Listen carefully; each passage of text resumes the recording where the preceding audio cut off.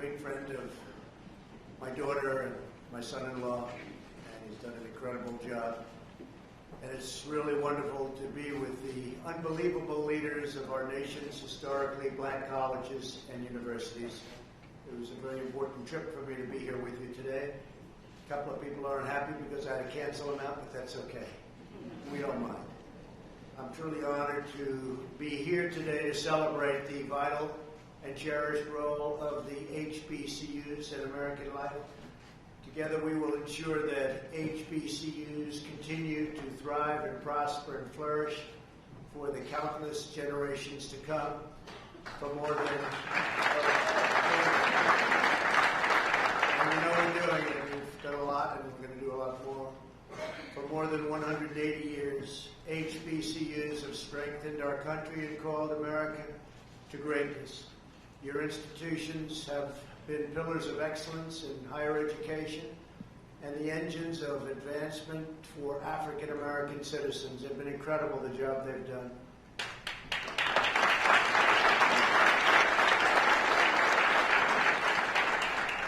You have shaped American leaders, trained American legends, pioneered American innovations, empowered American workers, built American communities, and you've made all of America very proud of you and the job you've done and all of those great students that have learned so much from your wisdom. Thank you very much.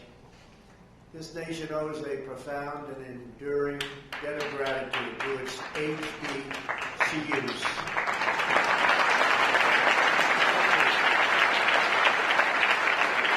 That is why we gather to pay tribute to this remarkable legacy and to renew our commitment to protecting, promoting, and supporting HBCUs like never before. And I think you've seen that.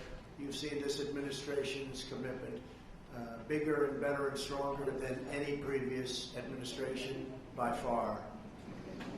So it's very important. My administration is determined to fight for you and the noble institutions you represent each and every day. We're grateful to be joined this afternoon by a tireless supporter of HBCU Secretary Betsy DeVos, who's in the audience somewhere. Thank you, Betsy. Thank you. I also want to recognize our terrific Executive Director of the White House HBCUs Initiative, Jonathan Holyfield.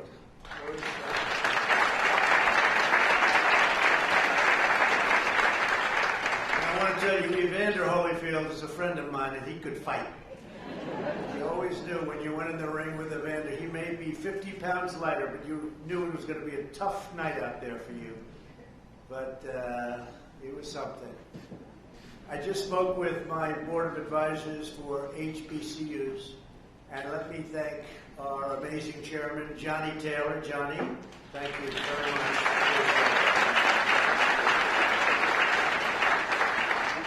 And also our board member here today, and we have a few of them, Aminta Bro. Thank you. Phyllis Dawkins. Phyllis, thank you. Great job, Phyllis. Rodney Ellis. Rodney, thank you. Thank you very much, Rod. Marshall Grigsby. Thank you, Marshall. Thank you. Nicholas Justice. Thank you. Ronald Johnson. Thank you. Harold Martin. Thank you very much. Bernard Milano.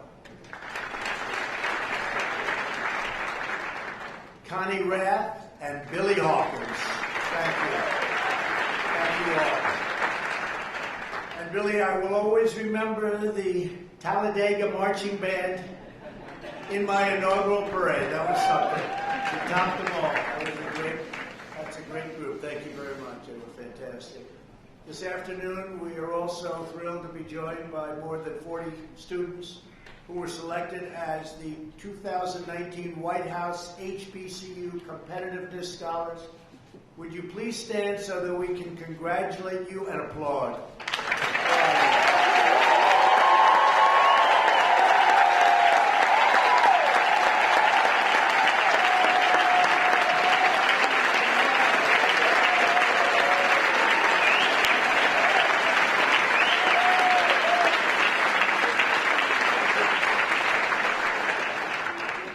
what it's all about when you get right down to it, isn't it?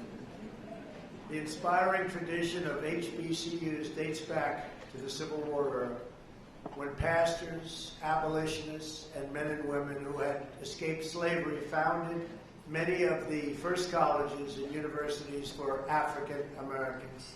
A long time ago. In 1861, a free African American woman, Mary Peak, taught 20 students under an oak tree near Union Base in Virginia. That tree still stands tall and mighty on the campus of Hampton University.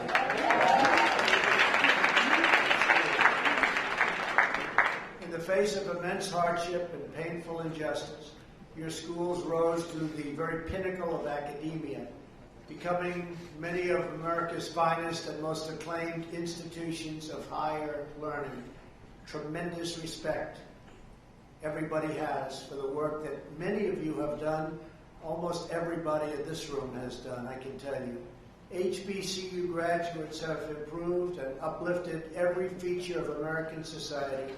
From your halls came great Americans like Booker T. Washington, Rosa Parks, Ida B. Wells, Supreme Court Justice Thurgood Marshall, NASA mathematician Katherine Johnson, acclaimed inventor Lonnie Johnson, Air Force General Daniel James Jr., NFL Hall of Famer Jerry Rice, and legendary coach Eddie Robinson. Eddie Robinson was a good coach. Eddie Robinson won more games than anybody. Is that true? Is that true? I think so. And we have, by the way, we have Scott Turner speaking about good football players. Where's Scott? He's leading such a great charge with the opportunity zones. Thank you, Scott. He's a great gentleman. He works so hard. He's all over the place. I said, where's Scott today? He's at about 6 cities at one time. And the opportunity zones have really caught on. Been incredible. Thank you, Scott. During World War II, Tuskegee University trained the young Americans who would become the legendary Tuskegee Airmen. That was a great group of people. Reverend Martin Luther King Jr. graduated from Morehouse College. That's great. And African American students helped plan the Montgomery bus boycott in the basement of another HBCU, Alabama State University. Our historically black colleges and universities have always challenged our nation to be better and braver, to do what is right, to dream bigger, aim higher, and always be bolder in pursuit of what is just, decent, and true. HBCUs represent only 3% of America's higher education institutions. You get graduates, 80%, think of that, 80% of African American judges, 40% African American engineers, and more than 50% of African American doctors. That's an incredible statement. From 3% overall to 50% or more. That's an incredible statistic. It's an incredible achievement. My administration is deeply devoted to advancing this amazing legacy of success, commitment, and contribution to our nation. You have never stopped working to improve this country, and you deserve a government. You have to just keep going. You really do deserve a government that never stops working for you, and you never stop working for it. You're amazing people in this room, incredible people, and I congratulate you for it.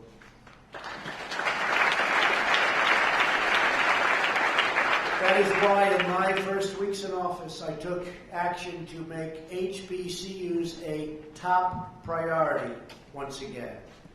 I signed an executive order to move the federal HBCU initiative to the White House, right where it belongs.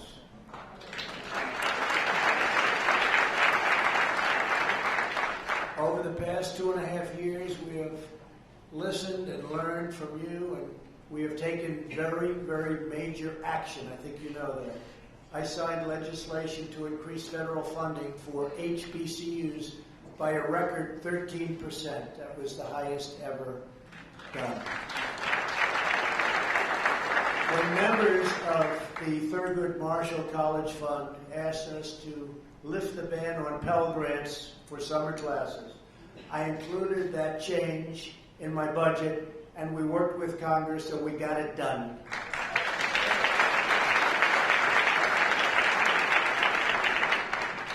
And, we had a little opposition to getting that done, I must tell you.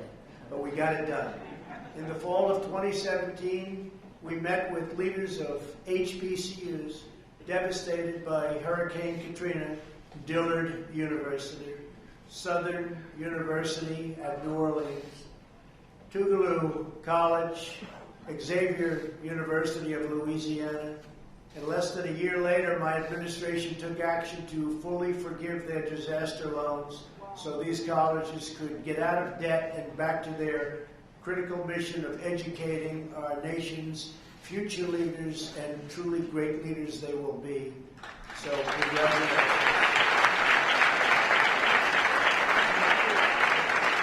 Last year, my administration also worked with UNCF and key members of Congress to provide capital finance loan deferment to 13 HBCUs that presented rigorous plans for growth.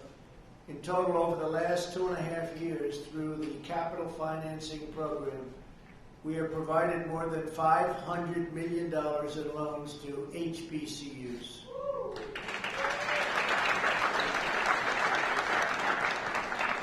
A very good interest rate, I might add. Right here in our nation's capital, we delivered an additional grant of $15 million to the only federally chartered HBCU, a great school with a great reputation that was already mentioned once today, Howard University. I signed a farm bill that included more than $100 million for scholarships, research, and centers of excellence at historically black colleges and universities that are land-grant institutions, $100 million.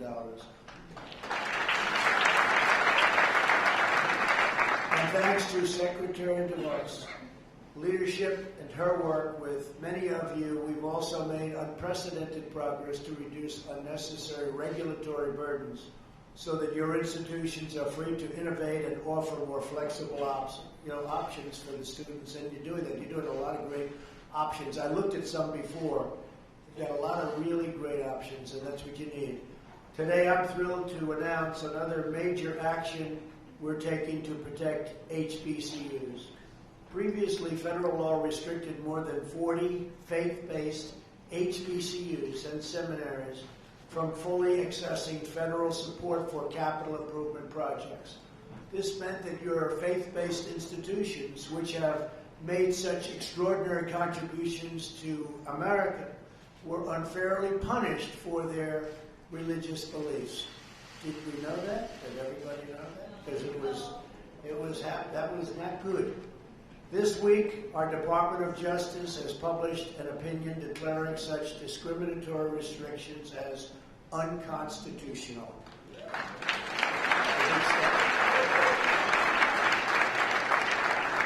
From now on, faith-based HBCUs will enjoy equal access to federal support.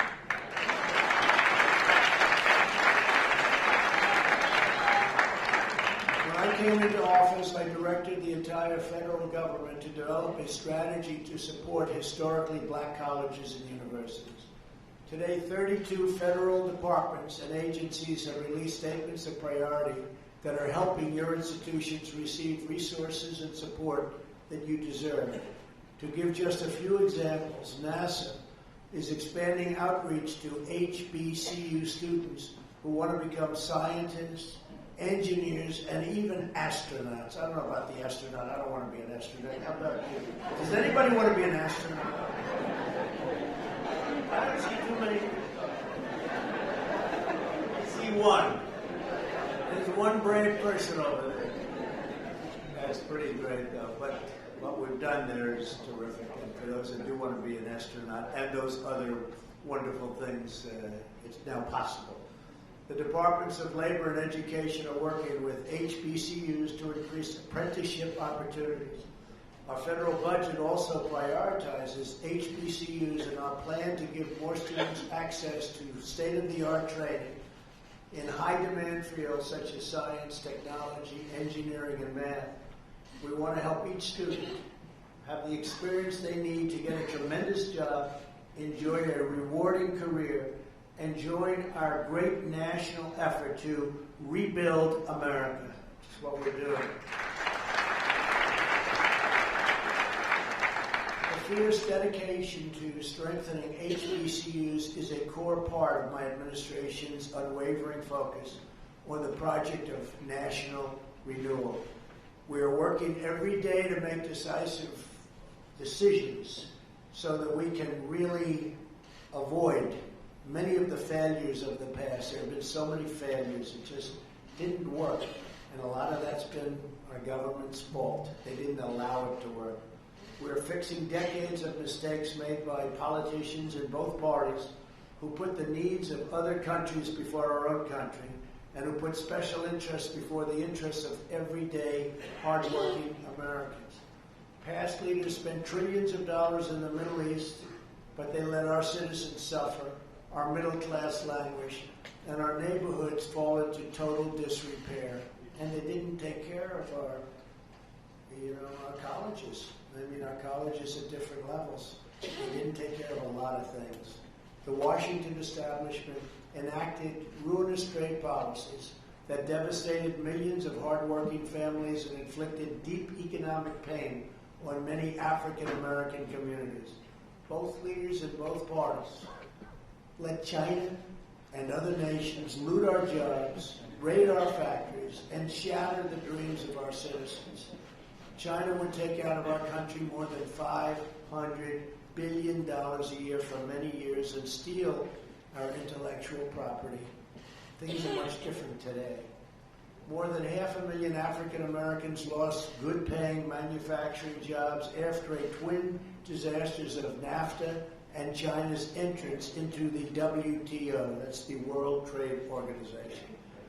That was when it all began to happen. These were not good deals. You're going to all make better deals than that. You have to promise me when you're up here someday, one of you or two of you or three of you at different times, of course. You'll be up here. We don't do any tries over here, right? But you'll be at different times, but you'll do much better than the past. But under this administration, the era of economic surrender is over. We're bringing back our jobs, we're bringing back our wealth, and we're bringing back our dignity. The stock market is getting ready, it seems, to hit the 118th day. We have had 118 records where we hit the highest point.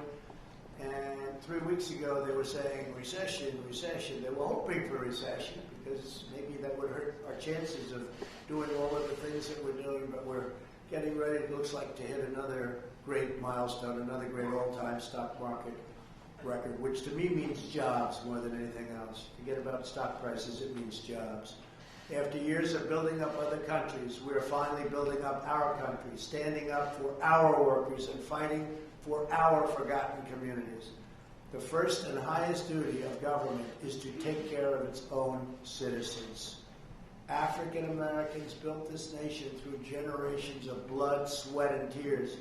And you, like all of our citizens, are entitled to a government that puts your needs, your interests, and your families first.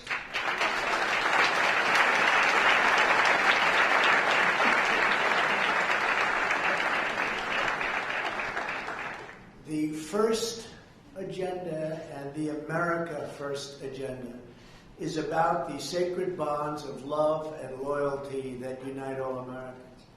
That is why we're joining forces with HBCUs to invest in the workforce of the future. Our pledge to the American worker has already secured commitments for 13 million employment and training opportunities for American citizens. It's been an incredible success. We're getting people off of the sidelines and back into the game. Last month alone, nearly 600,000 Americans entered the labor force. You read that just the other day. To unleash small business creation and produce millions of jobs, we passed massive tax cuts and launched a historic regulatory reduction campaign.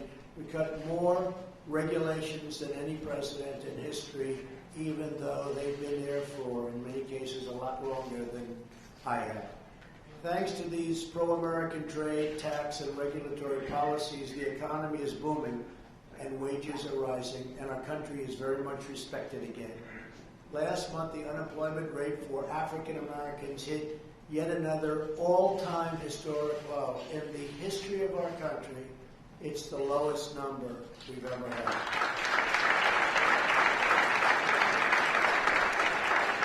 And this is very exciting, especially for the folks in the room and those young folks over there that are so great and so smart. African American youth unemployment has reached the lowest rate ever recorded in the history of our country. So in other words, it's a good time to be looking for a job, right? You picked the right time. For the first time ever, most new hires are minorities and predominantly women.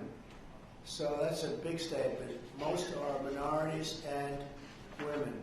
The African American poverty rate also reached a new record low in the history of our country, the lowest poverty rate. We are I don't know, when I'm on that debate stage with whoever I'm on, these are pretty good numbers still. Who's going to beat these numbers? Please tell me. We're working hard to ensure economic opportunity extends to all Americans, including those who have been released from prison. With employers and educational centers like HBCUs, we are supporting second chance hiring policies so that former inmates get a new shot at life.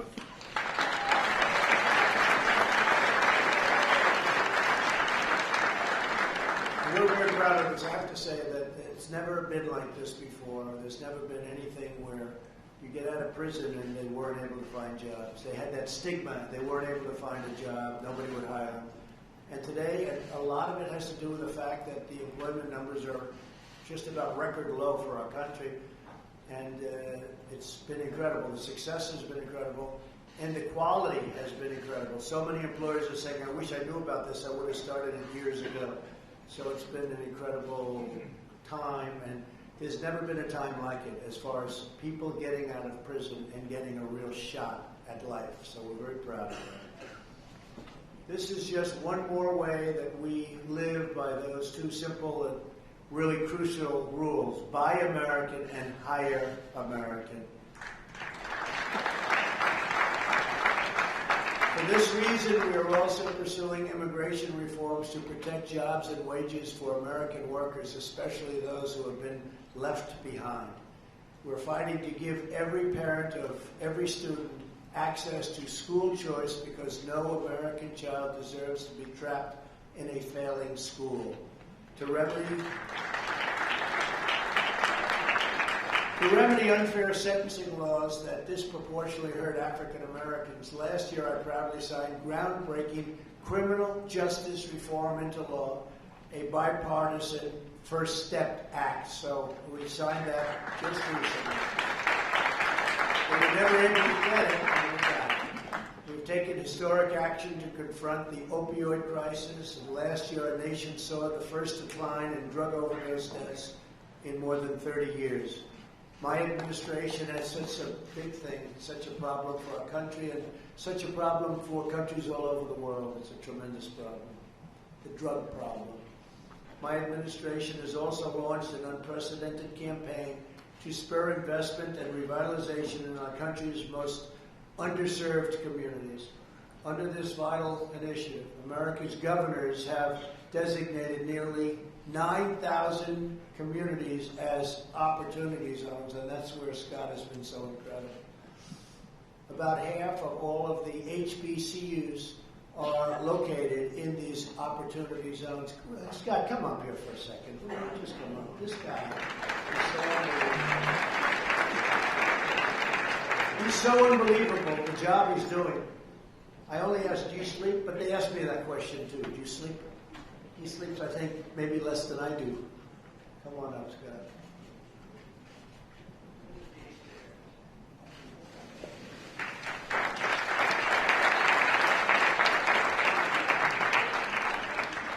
Well, thank you, Mr. President. And very briefly, Opportunity Zones, this initiative called Opportunity Zone is really unprecedented in our nation's history.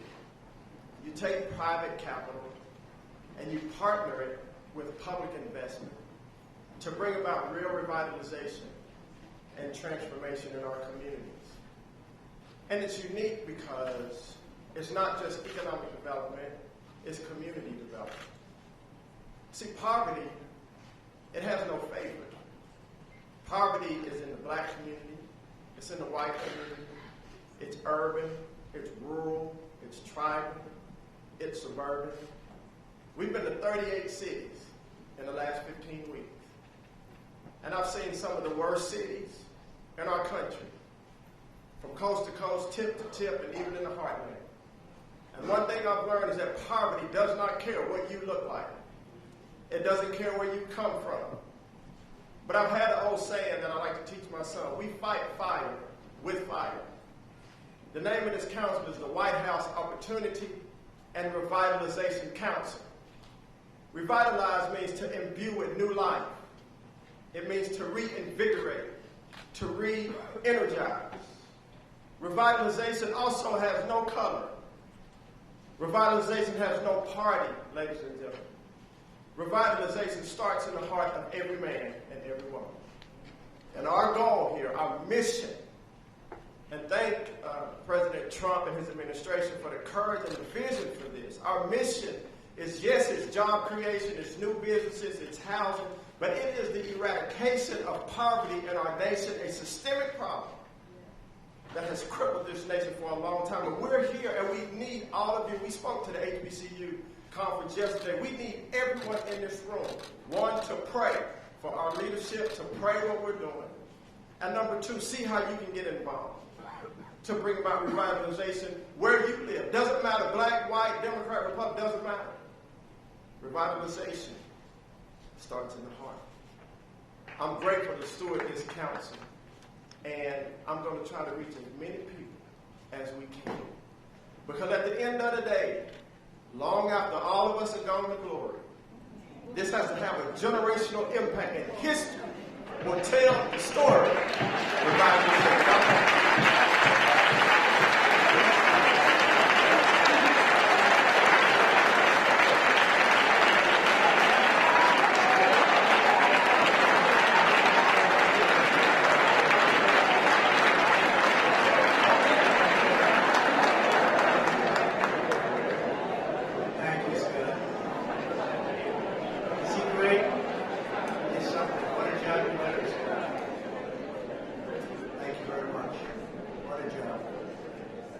I know that each and every one of you shares the same commitment to improving our communities and building a future of limitless opportunity. For nearly 2 centuries, America's historically black colleges and universities have done exactly that. You've empowered millions of students to thrive in their careers, start a business, own a home, and raise proud, strong, and loving families. That is your magnificent legacy, and that is the mission we are determined to help you carry on. We're right by your side. So together with historically black colleges and universities, we will power this nation to new heights like nobody would have imagined. We will reward hard work and innovation in every field. We will champion freedom, justice, equality, and opportunity for all. We will pursue greatness together as communities, as citizens, and one United States of America.